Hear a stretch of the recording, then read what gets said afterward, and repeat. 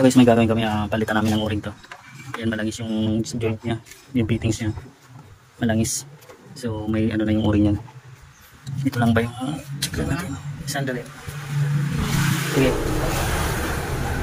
so release lang namin yung laman yung crayon.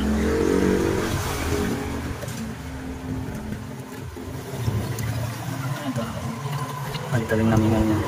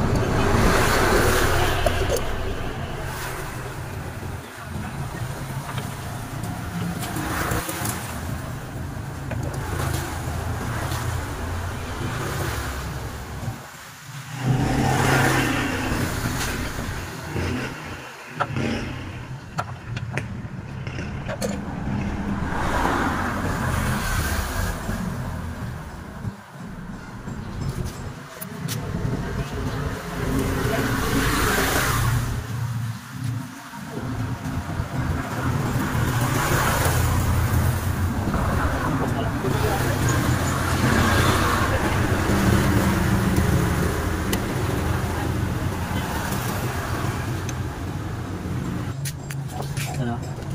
Mga may ganda.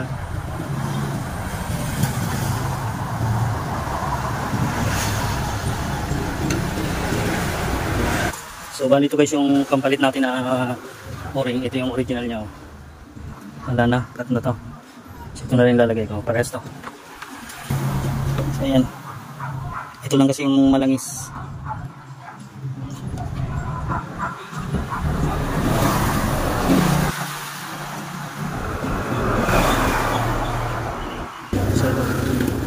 Ito yung ano, bago niya. Nilagay mo dito? Oh. Dapat di mo na sinalin. Kasi wala na laman yata doon. Ha? Wala na laman doon? Ubus na, dapat di mo na sinalin. Kasi pang sasalin sana tayo dito. Mamaya.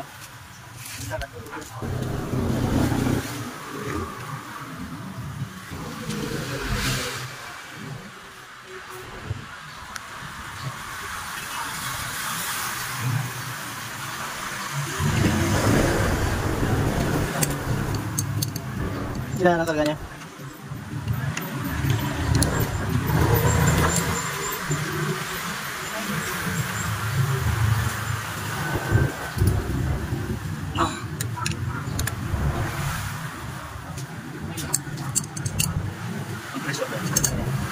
So ito, pressure na lang namin to.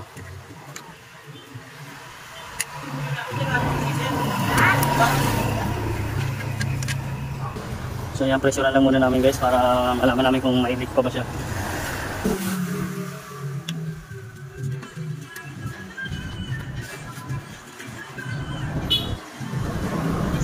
Diyan wala na dyan. Yung mga joint dito wala.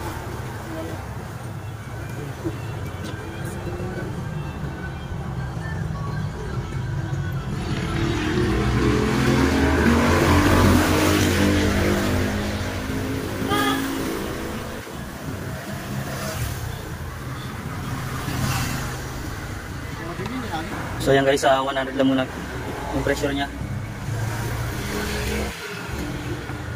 Ito, cleaning muna namin yung condenser niya para malinis. Habang naka-pressure pa to, cleaning ko na yung condenser niya.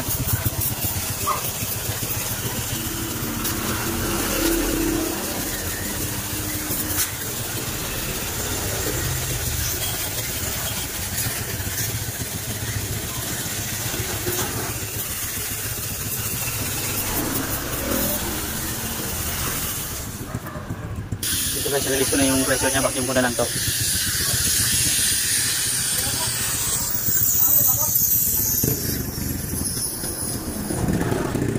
Vacuumin na lang.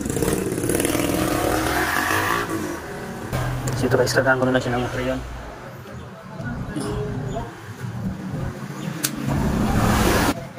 So ito guys, kinargaan ko na to ng crayon. I-start na lang to para malaman yung lamig niya. So Honda CRV nga pala to. Ayan.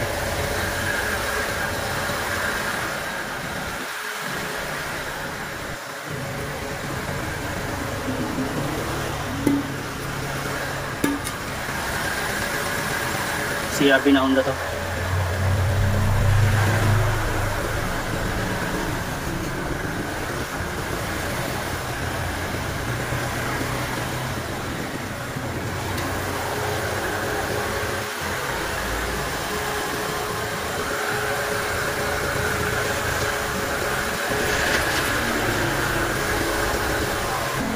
Kumpletuhin ko lang muna yung preno niya.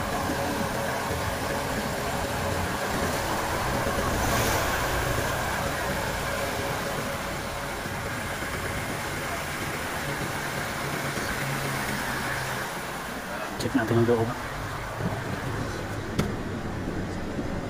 So ayan. So bababa yung gauge nito pag nakumpleto naman yung lamig na dito. So ito guys, okay na yan, no? Nag-sweeting na yung lamig niya dito sa low side niya, no? Nasa compressor na yan. 40 42 yung karga niya, pero bababa ka naman to pag nakumpleto yung lamig dito sa loob. So okay na to guys.